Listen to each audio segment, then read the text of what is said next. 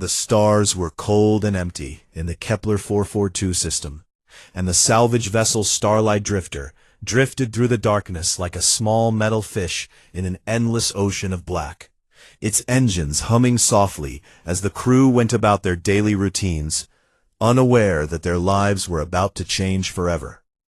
Captain Daniel Porter stood at the bridge console, his coffee growing cold in his hand as he stared at the navigation charts, thinking about the mining haul they were carrying and the bonus waiting for them back on Earth. When suddenly the communication system crackled to life with a sound nobody on board had ever heard before. "Captain, you need to see this," called Kevin Shaw from the pilot seat, his fingers dancing across the controls as strange symbols appeared on the main screen. "I'm picking up some kind of distress signal, but it is not in any language I recognize." Daniel set down his coffee and walked over to the screen, his eyes narrowing as he studied the alien patterns that pulsed and flickered like a dying heartbeat, and he felt something twist in his gut, a feeling that told him this was important, that whatever was sending this signal needed help desperately. He called the rest of the crew to the bridge, and within minutes they had all gathered. Maria Santos, the engineer, with grease still on her hands, Lisa Morgan, the medic, with her hair tied back in a messy bun, and Chris Blake, the security officer who always stood with his arms crossed like he was ready for trouble. "What do you think?" Daniel asked them, pointing at the signal that continued to pulse on the screen. Maria studied the readings and shook her head slowly. "Whatever ship is sending this, it is not human, and it is not from any species in our databases either." Lisa leaned forward with curiosity in her eyes. "The signal pattern looks almost biological, like a heartbeat slowing down, like something is dying out there." Chris uncrossed his arms, and checked the weapons panel out of habit. "Could be a trap, Captain. Pirates have used fake distress signals before." Daniel considered all of their words carefully, but deep in his heart he already knew what he was going to do, because he had not become a salvage captain to ignore people in need, even if those people might not be people at all. "Kevin, set a course for the signal source," he ordered, and Kevin nodded without hesitation, his hands already moving to adjust their heading. The Starlight Drifter changed direction and pushed through the void toward the unknown signal, and as they got closer, the crew gathered at the observation window to see what they would find, none of them prepared for the sight that awaited them. The alien ship was massive, stretching across their entire field of vision like a sleeping giant made of metal and mystery, its hull covered in scales that shimmered with colors that had no names in human language, not quite blue and greens that shifted into gold when the light touched them differently. But the ship was broken, terribly broken, with scorch marks cutting across its beautiful surface, like wounds, and great holes torn through the hull where something had attacked it with weapons powerful enough to kill a vessel 10 times the size of the Starlight Drifter. "Someone did not want this ship to survive," Chris said quietly, and nobody disagreed with him. Daniel ordered Kevin to bring them alongside the wreckage, and Maria confirmed that there was still atmosphere in some sections of the alien vessel, which meant there might still be survivors, which meant they had to go inside and look. They suited up and crossed the gap between ships, floating through the darkness until they reached one of the breaches in the alien hull. And when they stepped inside, they found themselves in a world that looked nothing like anything humans had ever built. Flat but curved like the inside of a living creature, covered in crystalline structures that glowed with soft inner light, and the floors were warm beneath their boots, even though the ship had been drifting dead in space for who knew how long. "This technology," Maria whispered with wonder in her voice, "it looks like it was grown, not manufactured, like the ship itself is alive, or was alive, before whatever happened here." They moved deeper into the ship, following the fading signal that had called them here, passing through chambers filled with strange objects whose purposes they could not guess, until finally they reached the heart of the vessel, a room that made Lisa gasp and press her hand to her mouth. 6 pods stood in a circle in the center of the chamber, each one made of something that looked like glass, but felt warm when touched. And inside each pod floated a small creature, curled up like a baby in its mother's womb. The creatures had scales like the ship itself, colors ranging from copper to obsidian to silver to green to red, and they had small wings folded against their backs, long tails wrapped around their bodies, and faces that looked almost like the dragons from old Earth stories. "They are children," Lisa said, her medical scanner already working to analyze them. "They are alive, but barely. Their life support is failing. If we do not do something soon, they will die." Maria found a damaged console and worked frantically to access its memory. And what she found made tears run down her face, a recording left by someone who must have been the mother of these children, a voice filled with love and fear and desperate hope. The message was in a language they could not understand, but the translation software worked slowly to decode it, and the meaning became clear.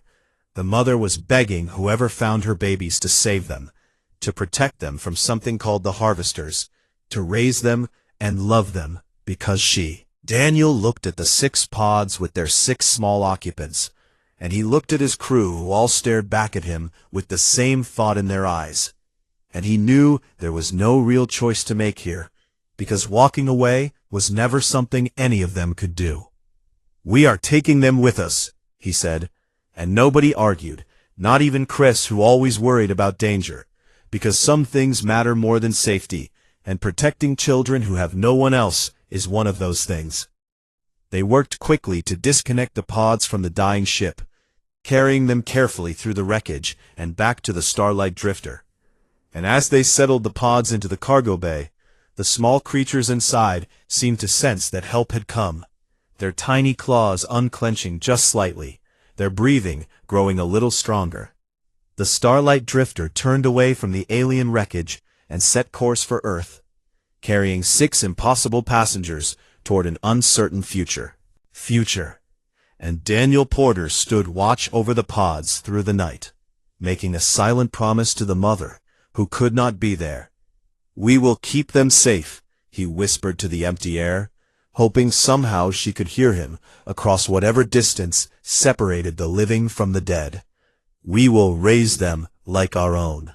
The first week was the hardest, because nobody on the Starlight Drifter knew anything about raising alien dragon babies. And every day brought new challenges that made the crew wonder if they had made a terrible mistake. But every night, when the small creatures curled up trustingly against their human guardians, all doubt melted away like morning frost. Lisa Morgan barely slept during those early days, spending every hour studying the biology of their new passengers, running test after test to understand what they needed to survive. And she discovered to her great relief that the little dragons could breathe the same air as humans and could digest similar proteins, which meant feeding them would not be impossible.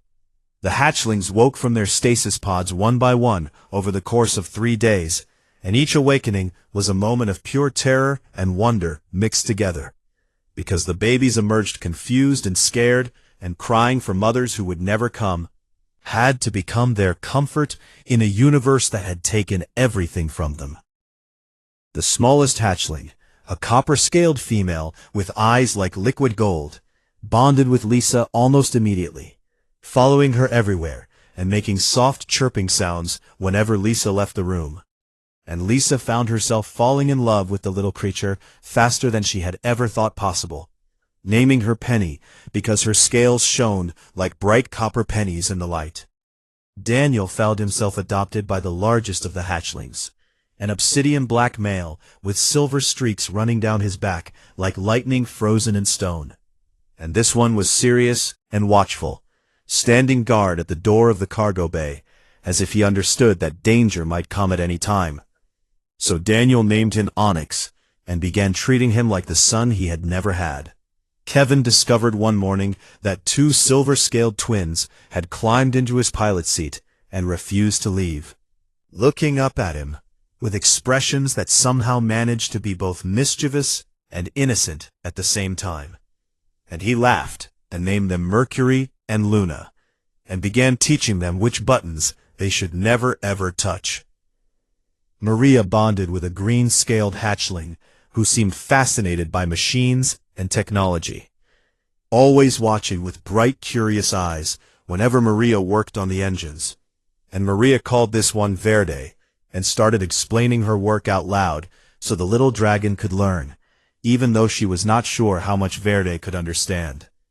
Chris, who had always been the tough one, the one who kept his emotions locked away behind walls of military discipline, found those walls crumbling when a red-scaled female with fierce eyes and a gentle heart chose him as her person, climbing onto his shoulder and refusing to leave.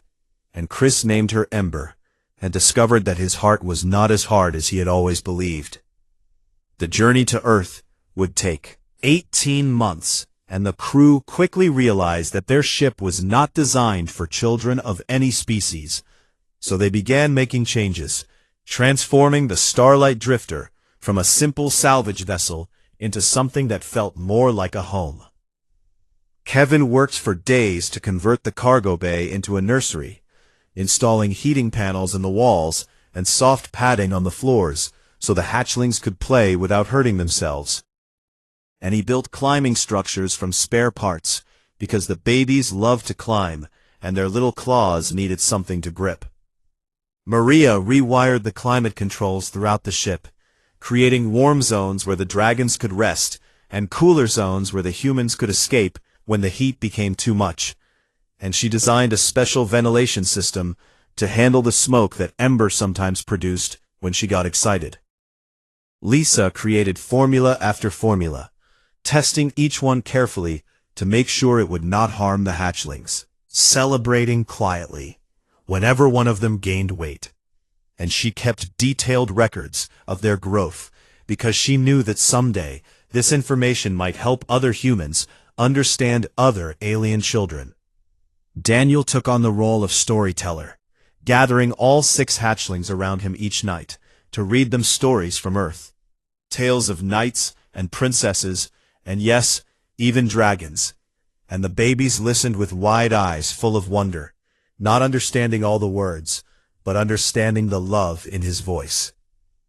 The hatchlings learned quickly, much faster than human children would have, and within 3 months they were speaking their first words, mixing English with sounds from their own musical language that the crew could not quite reproduce. And the word they used most often was one that made everyone's eyes wet with tears. They called their human guardians heart parents, a term that seemed to come from deep within their own culture, a word that meant more than just caregiver, a word that meant family chosen rather than family born. And hearing it spoken in those small voices made every sacrifice worth it. There were hard times too, moments when the hatchlings cried for hours because they missed their real parents, nights when nothing the crew did could comfort them, days when the weight of responsibility felt too heavy to carry, but they carried it anyway, because that is what parents do. Verde got sick once, a fever that burned so hot Maria was afraid the little dragon would not survive, and the whole crew took turns watching over her, cooling her scales with wet cloths and whispering encouragement. And when the fever finally broke, after 3 terrifying days, there was not a dry eye on the ship. Mercury and Luna figured out how to open the food storage containers and ate an entire month of emergency rations in one night. And Kevin had to spend a week rationing everyone's meals, while Maria calculated whether they could stretch their supplies to reach Earth. But somehow they managed, because they always managed. Onyx protected his siblings with a dedication that amazed Daniel, sleeping in front of the nursery door and growling at any unexpected noise. And Daniel began training with him, teaching him what he knew about leadership and responsibility, watching the young dragon grow into someone who would someday lead his own people. Penny learned to interface with the ship's computers by accident, touching a console one day and suddenly being able to see everything the ship's sensors could see. And Lisa realized that this small dragon had abilities that could change everything humans knew about technology. But more importantly, she had a daughter who was brilliant and special. Ember's fire grew stronger every week, and Chris taught her control, showing her how to focus her flames and when to hold them back. And in return, Ember taught Chris how to open his heart again. Of pushing them away, the months passed slowly, and somewhere along the way, the Starlight Drifter stopped being a ship carrying refugees and became something else entirely. It became a home where two species learned to be family, where love crossed the boundaries between worlds, where 6 orphaned children found parents who would never abandon them. And as Earth grew closer on the navigation screens, the crew began to wonder what would happen when they arrived, whether the world would accept their children or fear them, whether humanity was ready to meet dragons. But one thing they knew for certain: whatever came next, they would face it together. 8 months into their journey home, the peaceful routine of the Starlight Drifter was shattered by 3 words that turned everyone's blood to ice. And those words came from Kevin's mouth as he stared at the sensor display with a face gone pale as death itself. "Ships approaching fast," he said, and the way he said it made clear that these were not friendly ships, not rescue vessels, not anyone who meant them well. Daniel rushed to the bridge, with Onyx right behind him, the young dragon's scales bristling with instinctive alarm. And what Daniel saw on the sensors made his hands clench into fists. 3 vessels moving at speeds that should have been impossible, closing the distance between them like predators running down wounded prey. Maria pulled up the ship database and compared the approaching vessels to everything in the records, and when she found a match, her voice came out barely above a whisper, saying that these ships matched the ones described in the alien memory core. These were the Harvesters, the ones who had murdered the dragons' families. The communication system crackled with an incoming transmission, and a voice spoke in perfect human English, cold and businesslike, and utterly without compassion, demanding that the crew of the Starlight Drifter surrender their cargo immediately, referring to the dragon children as livestock, and biological assets and property.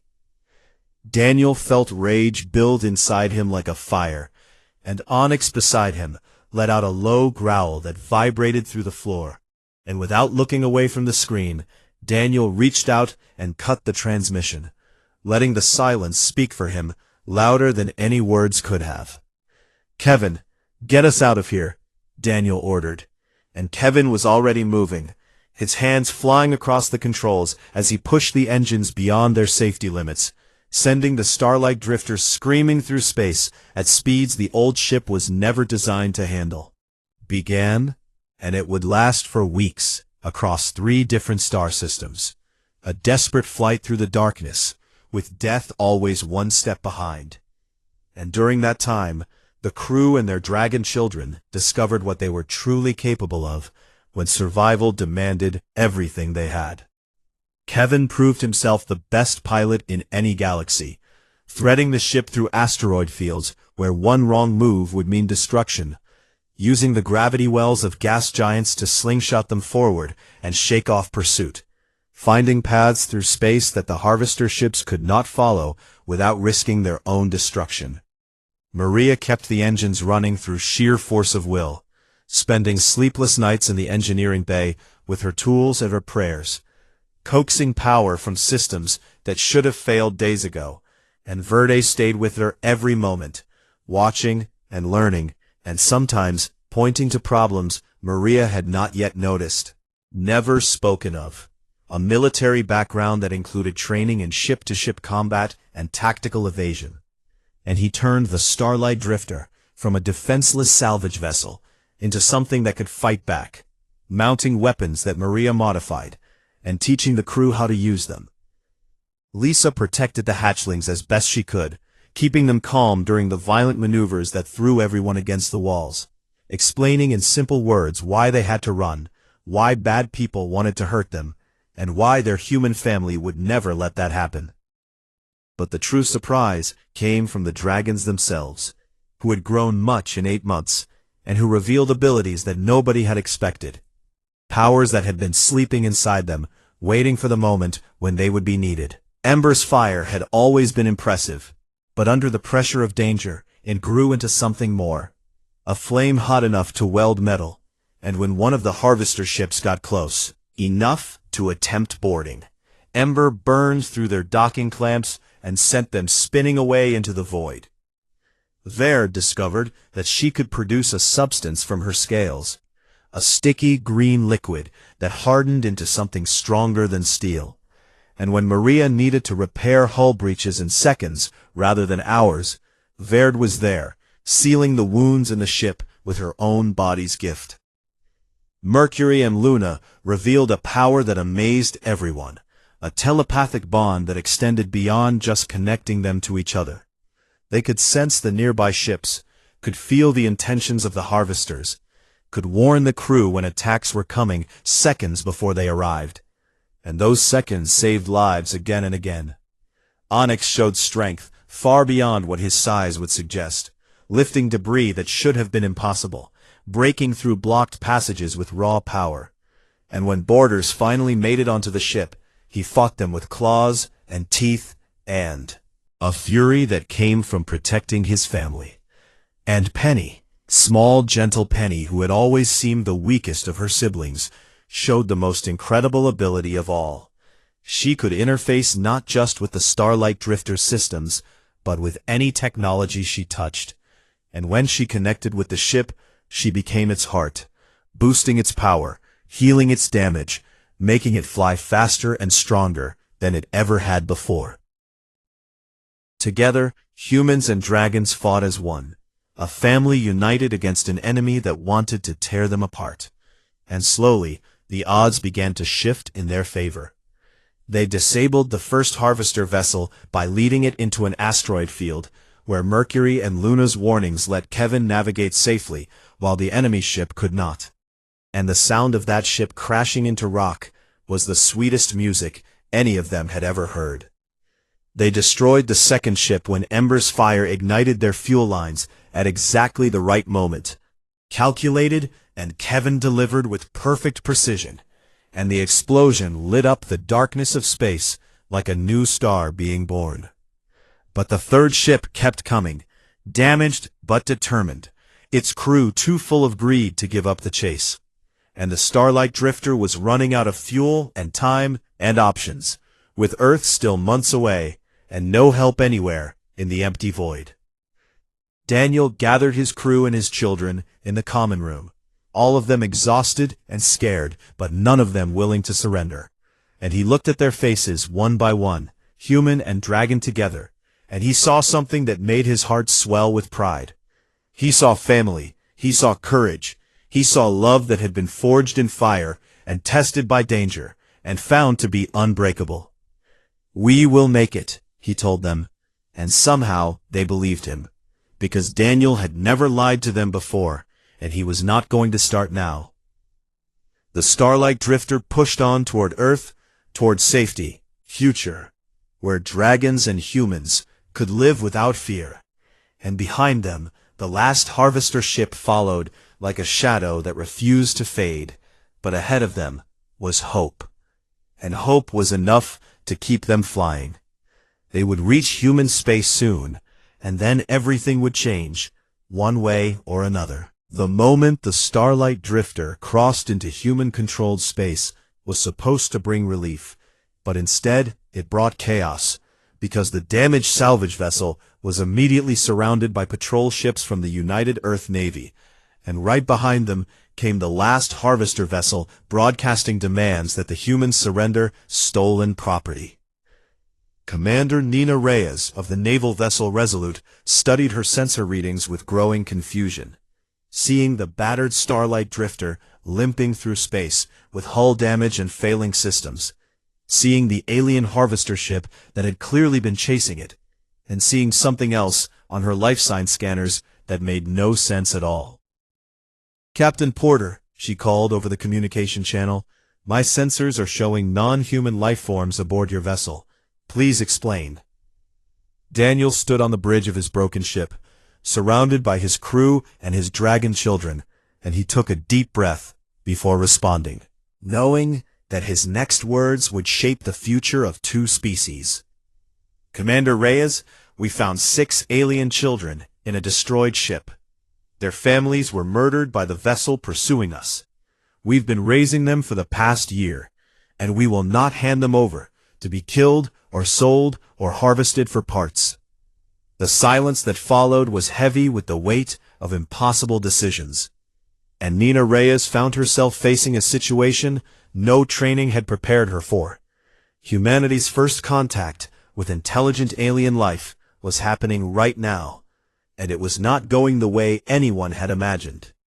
The harvester ship broadcast its own message, speaking in that same cold voice the crew had heard before, claiming legal ownership of the Draconeth specimens under galactic commerce laws, threatening consequences if humanity interfered with their property rights, describing the dragon children in terms that made everyone who heard them feel sick. Stand down while she contacted Earth for instructions, and what followed was the longest 3 hours of Daniel Porter's life, waiting in the damaged ship with his family around him, not knowing if they would be saved, or if everything they had fought for would be taken away.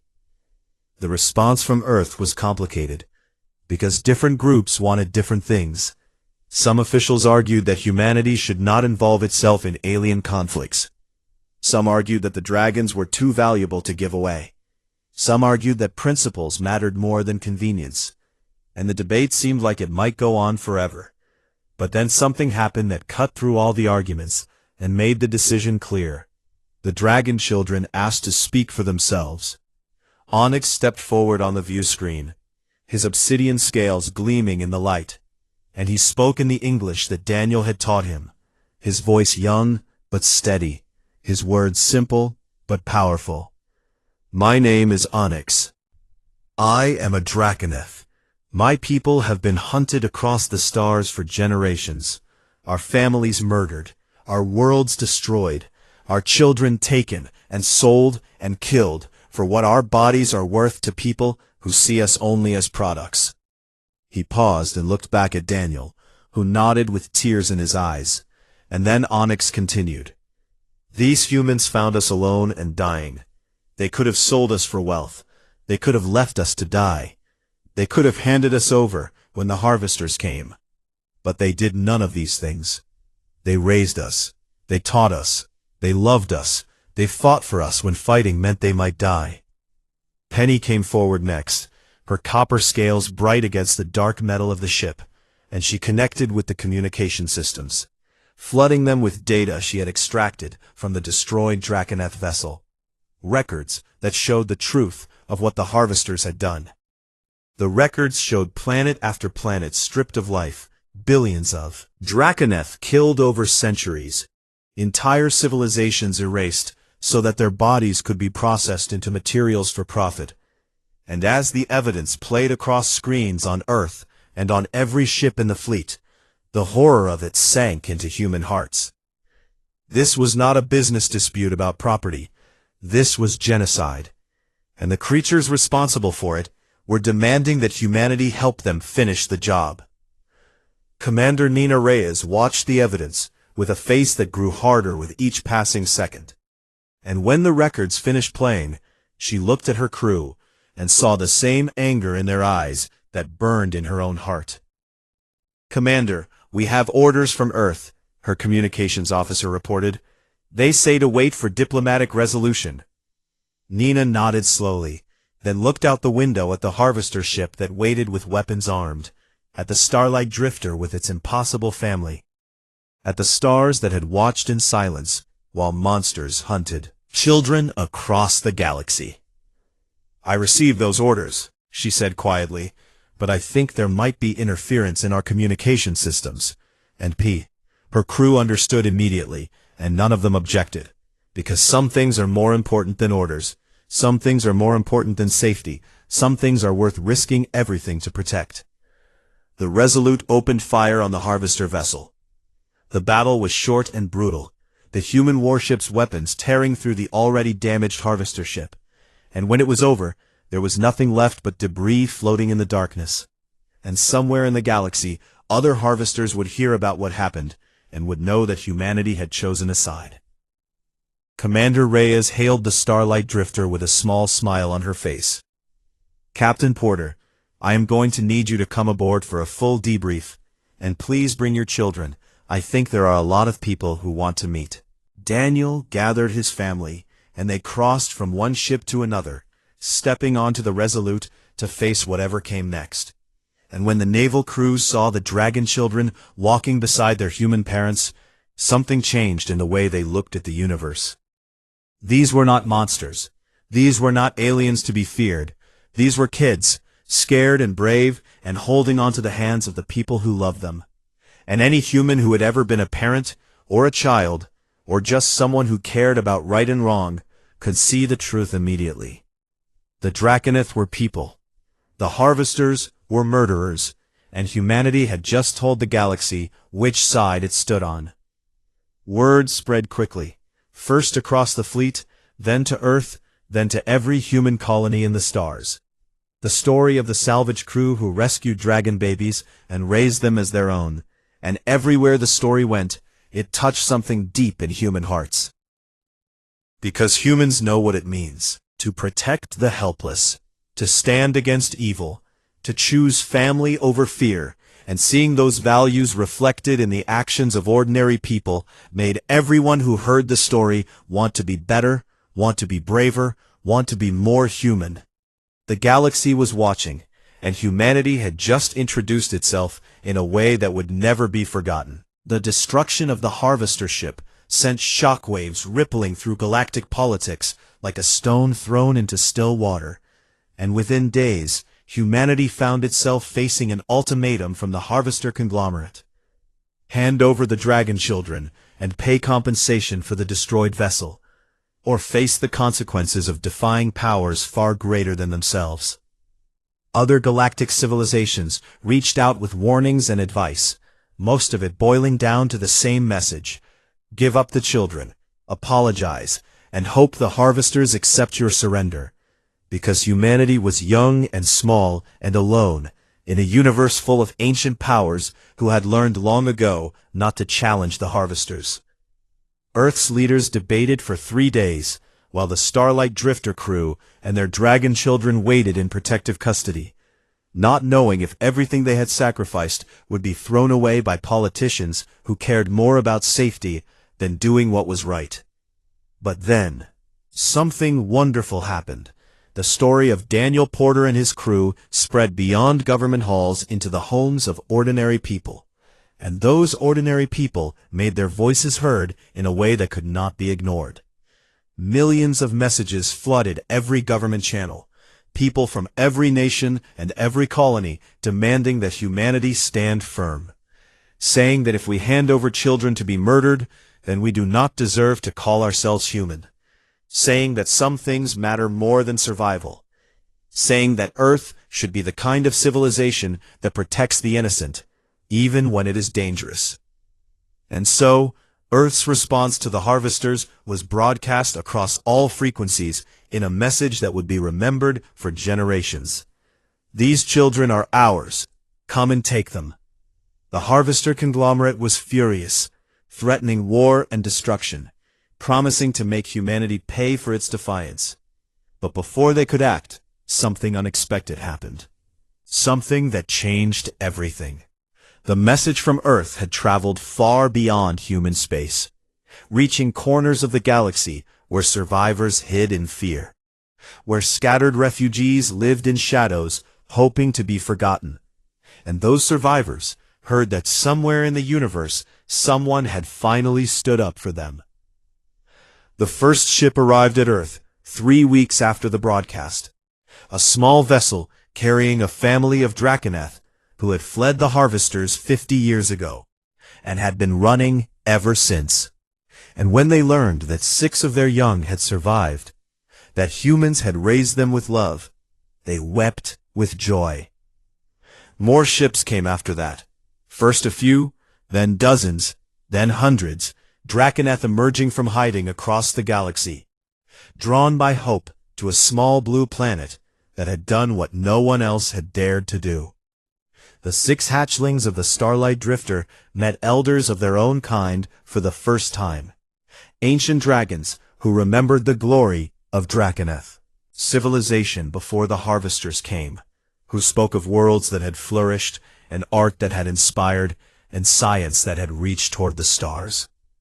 And these elders looked at the human crew who had saved the children, at Daniel and Lisa and Kevin and Maria and Chris, and they bowed low in respect, honoring them with a gesture reserved for the greatest heroes of Draconeth history. "You have given us something we thought was lost forever," the eldest said, her silver scales faded with age, but her eyes still bright with wisdom. "You have given us hope." The alliance that formed between humans and Draconeth was unlike anything the galaxy had seen. 2 species bound together, not by conquest or trade, but by something deeper, by the choice a small crew had made to save 6 orphans, by the choice a young planet had made to protect them no matter the cost. The Draconeth shared their technology freely, knowledge that would have taken humanity centuries to develop on their own, and in return, humans shared something the dragons had forgotten how to feel: the fierce joy of fighting for what matters, the stubborn refusal to accept that evil must win, the wild hope that tomorrow can be better than today. The 6 children of the Starlight Drifter grew up between 2 worlds, loved by both, belonging to both, becoming bridges that connected dragon and human in ways no diplomat could have achieved. Onyx became an ambassador, using the leadership Daniel had taught him to help dragons and humans understand each other, speaking with the calm strength of someone who knew both fear and courage, and had chosen courage every time. Ember joined Earth's defense forces, her fire burning brighter than ever, and when she stood beside human soldiers, they knew that nothing could stand against them, because dragon fire and human determination together were unstoppable. Verde became a scientist, working with Maria to design ships that blended the best of both civilizations, vessels that were grown and built together, beautiful and powerful, and unlike anything else in the galaxy. Mercury and Luna established the first telepathic communication network, linking dragon and human minds across vast distances, creating bonds of understanding that no war could break. Penny revolutionized technology with her interface abilities, helping humans and dragons share knowledge instantly. And Lisa watched with pride as her daughter became someone who would change the course of history. The years passed, and Daniel Porter's hair turned gray, and the crew of the Starlight Drifter grew old, surrounded by love, watching their impossible family expand to include grandchildren both human and dragon, seeing the future they had fought for become real. When the harvesters finally came in force, expecting to crush a young species and reclaim their property, they found something very different waiting for them. Humans and Draconeth stood together, their fleets merged, their forces united, their hearts beating as one, and behind them stood other species who had seen what Earth had done and wanted to be part of something better. The war was long and hard, but there was never any doubt about how it would end, because the harvesters fought for profit, and the Alliance fought for family, and family always wins in the end. 50 years after the Starlight Drifter found 6 pods in a wrecked ship, Penny stood at the dedication of a memorial on Earth, her copper scales now touched with silver age, her heart full of memories. The monument showed 6 human figures cradling 6 small dragons, carved in stone that would last forever. And the inscription read, "They found us broken, they raised us whole, they taught the galaxy what family means."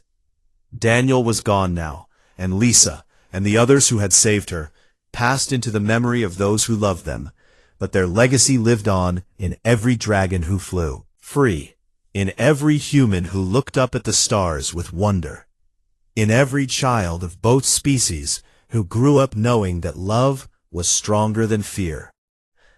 Penny touched the stone face of Lisa Morgan, her heart mother, the woman who had stayed awake for days to figure out how to keep a small copper dragon alive.